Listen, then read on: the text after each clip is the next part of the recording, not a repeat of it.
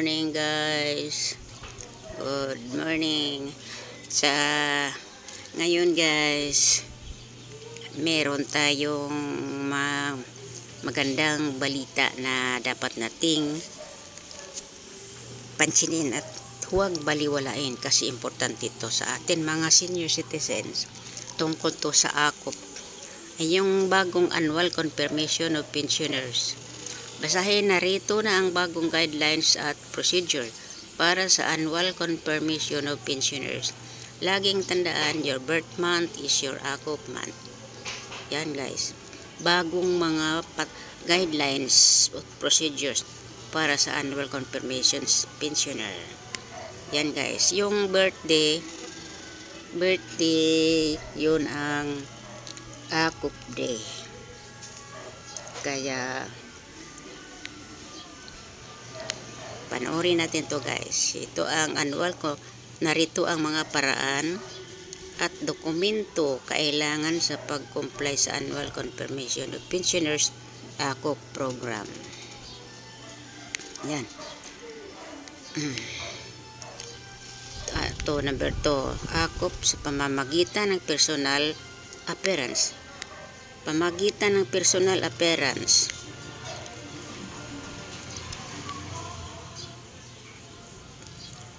Kapag pamagitan ng personal, ikaw mismo ang magpunta sa office ng SSS. Yan ang personal appearance. Mga dokumentong kailangan dalhin. Accomplish AKOP form, pensioners reply. Isang ID primary at dalawang secondary ID ng pensioner. Halimbawa, isang SSS ID at dalawang ID na bigay ng government IDs. Tulad ng senior citizens ID, your PhilHealth, ganyan. Yan ang dalawang secondary ID ng pensioner na dapat dalhin natin. Ang retirement date pensioners, o kung ang pensioners ay retirement or death pensioners. Total disability pensioners, dependent children na may guardian, yung mga children, mga anak ng mga pensioner, or yung anak na below 21, yung hindi pa naging 21 years old, kasali pa sa dependent pa siya, kaya magdala siya sa mga kailangan dalhin yung isang ID primary, dalawang secondary ID. Yeah. Tapos ito, pangalawa, isang primary o dalawang dalawang secondary ID ng guardian. Sa guardian man ito. Guardian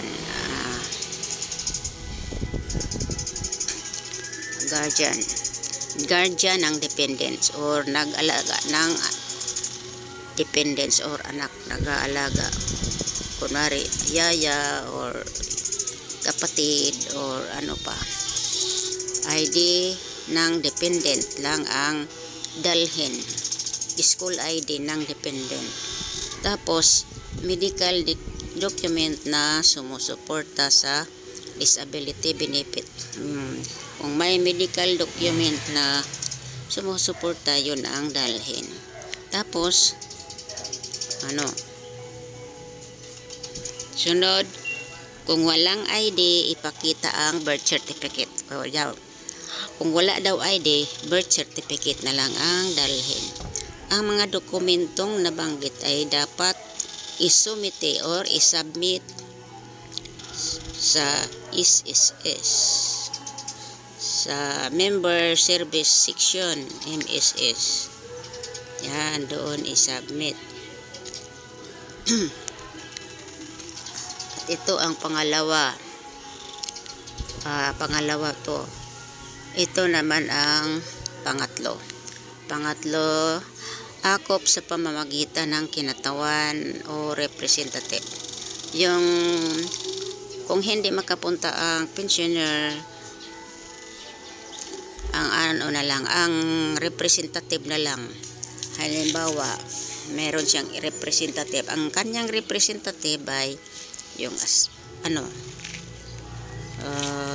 kapatid or anak o ganyan o mga kamag-anak, pero kailangan magdala lang sila ng akop form na pinilapan at isang valid ID ng primary at dalawang secondary ID ng pensioner. Dapat dalhin ang primary at secondary na ID ng pensioner. At yung retirement or death pensioner, total disability. Yan. Tapos iyan daw ang dalhin kung ang pensioner ay hindi makapunta kasi kung may mga emergency, ang representative na lang ang magpunta. At dapat magdala sila ng isang primary at dalawang secondary ID ng pensioner. Yun ang dalhin. At dito namang sunod naman, isang primary o dalawang secondary ID ng kinatawan o representative. Ito guys, kung representative lang ang magpunta, dapat meron siyang dalang one valid ID at primary ID at dalawang secondary ID ng pensioner. Kinatawan o representative, dalawang ID at dalawang secondary ID ng representative. Representative ng retirement death pensioner or total disability pensioner. Kung ano ang kanyang nirepresentahan, halimbawa ang nirepresentahan niya ay isang total disability pensioner, depende yan, pensioner or retirement death or death pensioner. At ito naman pangatlo, chest level photo ng pensioner na may hawak na dyaryo kung saan. At isang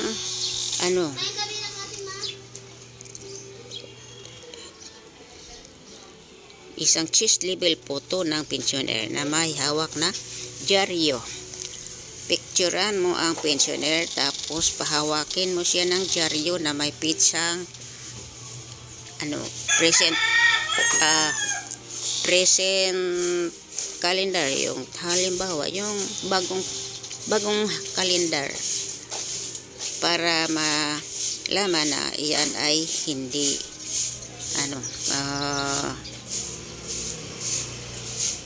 yan ay bago.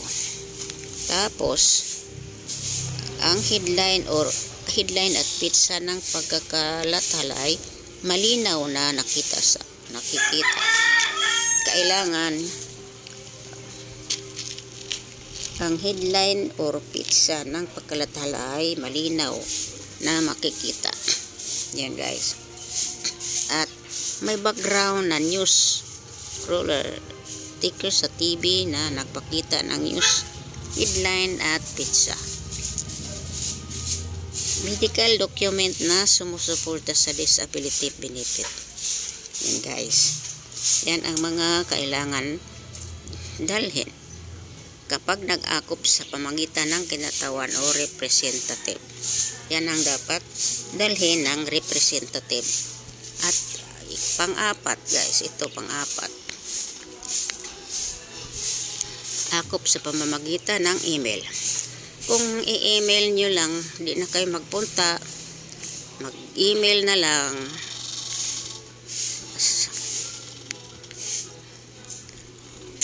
Mga dokumentong kailangan ng in PDF or GPC format. Accomplish ako form pensioners reply. Isang valid primary ID at dalawang secondary ID ng pensioner. Kailangan talaga meron talagang isang primary at dalawang secondary ID ng pensioner. Ng retirement pensioner or death pensioner. Total disability pensioner or dependent. Ang dependent magdala lang ng school ID. School ID. Tapos, itong list, check, label, photo. Magpa-picture ang pensioner na nakahawak ng news na may makikitang death. Valid death or pizza. At isang bagong kalendar para malaman na yan ay bago. Siya ay ng mga oras na yun ay buhay pa. Yan ang tandaan. Tapos ang may mga background ng news sa TV at nagpakita ng headlines at pizza. Tapos medical document na sumusuporta sa disability benefit. Kapag mayroon kayong mga dokumento ng mga medical, mga gamot, halimbawa mga resita, tapos ipakita lang ang pizza. Yan, guys. At ang dito, total disability or pensioner. Yan, guys. At kung walang ipakita ang birth certificate, kung wala ang mga ID, ipakita ang birth certificate. Kailangan may birth certificate kung wala silang ID. At ang pizza ng dyaryo. Kailangan ng bagong pizza ng dyaryo. Maghawak ng kailangan ng picture na may hawak na dyaryo or kalendar. At ang mga dokumentong nabanggit ay dapat i-email sa corporate email ng SSS Branch Service Office para sa mga pensioner na nakatira sa Pilipinas. At sa corporate email ng SSS Foreign Representative Office, Foreign Representative Office of OFW, Contact Service Section OFW Relationship, sss.gov.ph para sa mga pensioner abroad. And guys, at ito namang number 5, akop sa pamamagitan ng mail or pamagitan daw ng sulat. Accomplish ako form pensioners reply. Kailangan may pinila pang akop form at isang valid ID na primary at dalawang secondary ID ng pensioner. Tapos kung yun ay retirement pensioner ba o death pensioner or total disability pensioner or wala ang dependent pensioner lang. Dito sa dependent, isang valid ID lang at secondary ID ng pensioner. At sunod, check label photo tag pensioner nang may hawak na dyaryo kung saan ang headline at pizza ay ng pagkakalathala ay malinaw na nakikita o kaya may background na news na may news sa TV na mayroong pizza. Picturean mo, tapos nandyan kasama ang pensioner. Picturean mo, tapos kasama ang picture sa TV na may balita, news na may pizza. Tapos ID ng dependent or school ID, chest level photo daw na meron na kasama ang pensioner na may hawak na dyaryo kung saan ang headline at pizza at pagkalatala ay malinaw na nakikita at may background na news scroller ticker sa TV na nagpakita ng news headline, mga medical documents na sumusuporta sa disability benefit, yung mga resita sa mga gamot. Then guys, ang number 4 sa pamagitan ng mail or sulat lang. Tapos ito, kung alin dito ang mga pensioner, kung pensioner siya, retirement or death pensioner or total disability pensioner or dependent. Yan guys. Tapos isubmit sa ito naman ang listahan ng primary at secondary IDs. Number 1, Unified Multipurpose ID Card or UMID ID. Number 2, Social Security or IS ID. Number 3, Philippine Identification Card or National ID, Philippine National ID. Ang number 4, Alien Certificate of Registration. Number 5, Driver's License. Number 6, Firearm Registration.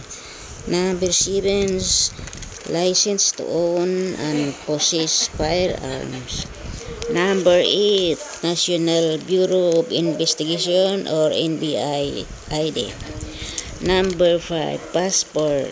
Number 10, Permit to carry firearms outside of residence. Number 11, Postal ID. Postal Identification ID. Number 12, Seafarer's Identification on Record Book. Number 13, Voter's ID. At kung wala sa listahan, wala kayong mga ID sa nandito sa listahan, pwede ang birth certificate na ipakita. Yan lang guys sa tungkol sa birth certificate. At maaring mabasa ang kabuuan ng circular tungkol sa revised guidelines ng AKOP program sa pamamagitan ng pag-scan sa QR code sa ibaba. At yan lang guys. AKOP sa pamamagitan ng video conference. Mag-request ng appointment para sa AKOP through video conferencing sa pamamagitan ng email. Ipadala ito sa alinmang sa mga sumusunod. Number 1, sa corporate email ng SSS Branch Service Office para sa mga pensioner na nakatira sa Pilipinas. At pangalawa, corporate email ng SSS Foreign Representative Office. At OFW Contact Service Section, OFW Relations at sss.gov.ph para sa mga pensioner abroad. Ang interview ay isasagawa sa pamamagitan ng alinman sa mga sumusunod. MS Teams at Viber Select SSS branch only. Paalala ng interviewer, ang scanned copies ng mga supporting documents at iba pang karagdagan kung mayroon ay dapat ipadala sa pamamagitan ng corporate email ng SSS branch na nagsagawa ng interview. Akop sa pamamagitan ng pagbisita sa bahay o hospital or penitentiary. Number 1, mag-submit sa pamamagitan ng email o representative ng letter request na pirmado ng pensioner o kaya ay kamag-anak o guardian nito na nagsasaad ng dahilan para sa visit request.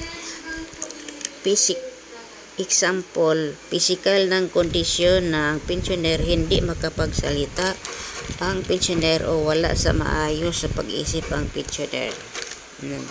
At pangalawa, mag-submit ng soft copy, PDF o JPG, photocopy ng isang primary ID card o dalawang secondary ID card ng pensioner at sketch ng lugar kung saan gagawin ang pagbisita.